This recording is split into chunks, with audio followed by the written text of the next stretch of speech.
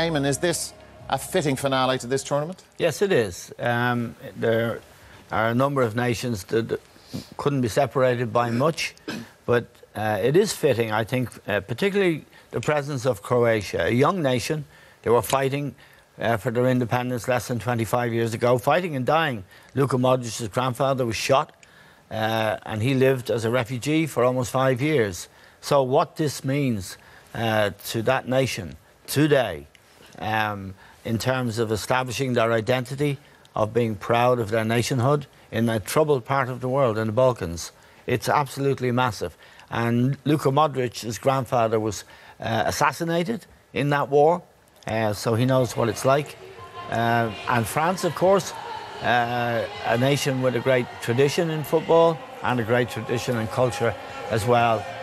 So it is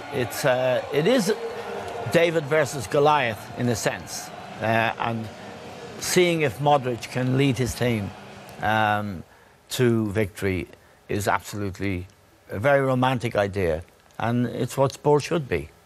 Yeah, Liam, there's a lot of romance with the Croatian story. It is, as Eamon says, an amazing story. And I spoke to some people last night who were saying, you know, that the head says France, but the heart says Croatia.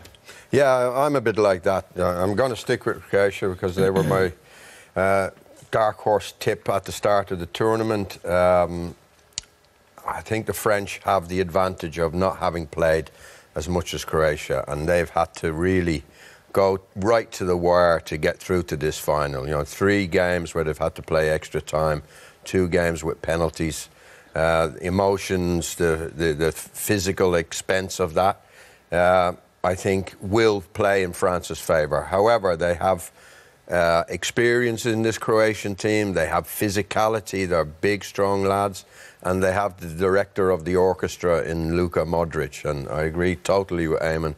For that reason alone, we want to see Croatia win this World Cup for him. For him, yeah. Who do you want to see win it, Didi?